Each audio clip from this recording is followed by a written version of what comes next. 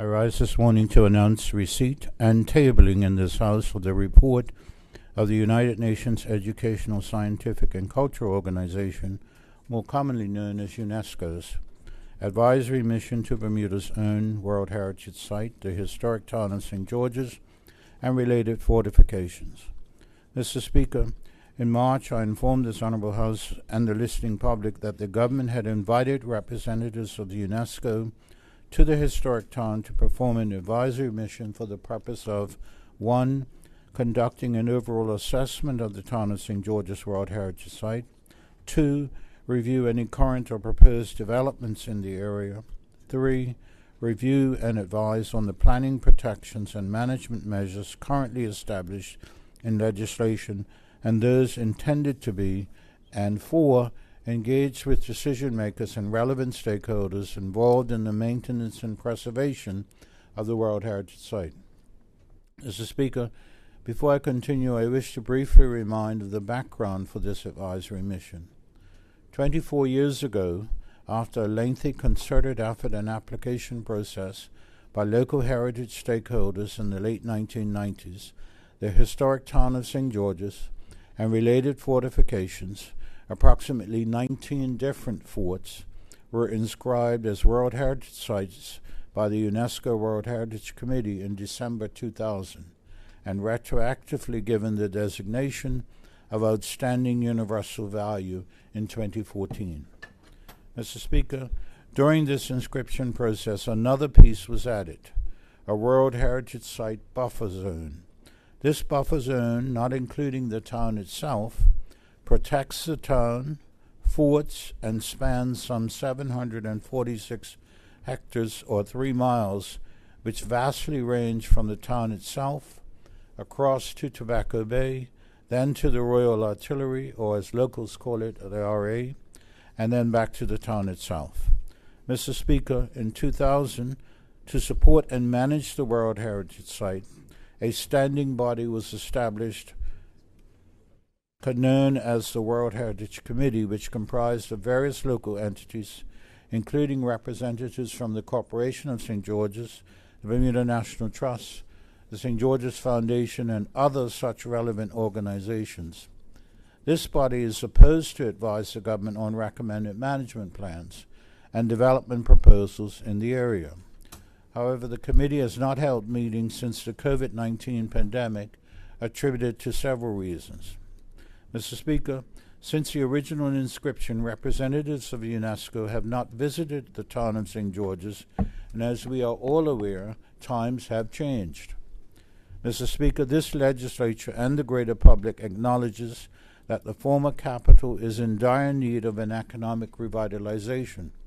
Hence, the rationale for the government designating the area as an economic empowerment zone, agreeing for a designated NCL ferry during peak season tourists, and other incentives to assist the corporation in driving investment to the town.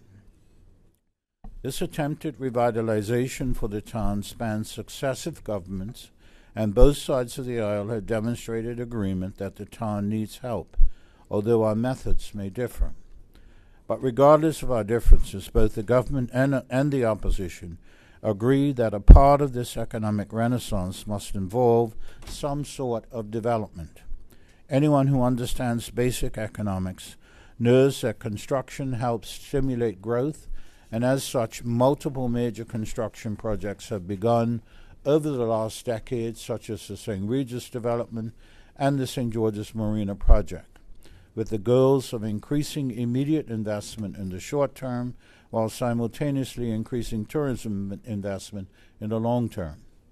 Mr. Speaker, UNESCO has noticed this change in philosophy for the island and has recently made their position known to the government through several correspondences. Mr. Speaker, to be clear, the advisory mission should not be considered a concerning matter. Rather, the reason for this advisory mission was to allow the government, Corporation of St. George's, and relevant stakeholders to directly discuss the overall direction for the town, address any concerns the entity may have, and seek its opinion on the town. Mr. Speaker, it is advised that overall this report is positive. In terms of legislation and planning tools, the mission noted that the government of Bermuda has a clear and well-defined legal framework for managing change and development, which considers cultural assets of national significance within Bermuda. The mission also found that the overall state of conservation of the town of St. George can be considered particularly good, and that this component, part of the serial property, retains a remarkable degree of integrity and authenticity. These positive aspects of the report can be attributed to this government's recent amendments to and implementation of the St. George's Resort Act 2018, the Development and Planning Act 1974, and the Bermuda Plan 2018, the purpose of which was to do justice in providing complementary legal and or customary restrictions on use and development within the surrounding area of the town to give an added layer of protection. Mr. Speaker, while the report is positive overall, there are some other matters we can and will improve on. UNESCO recommends 40 different items that the government should consider to bolster our World Heritage Site status. Currently, we are reviewing these recommendations on how to act on each of them. And of course, consultation will occur with various stakeholders outside the government who participate in the town's strategic direction, including those in business, heritage, and environmental spheres, amongst others, many of which have already been provided with the report prior to this statement today. Mr. Speaker, thanks are given to the team of technical officers in both the government of Bermuda, specifically Mrs. Victoria Cordero, Director of Planning, Ms. Jessica Deal, Heritage Officer, and Mr. Kenneth Campbell, Senior Planner.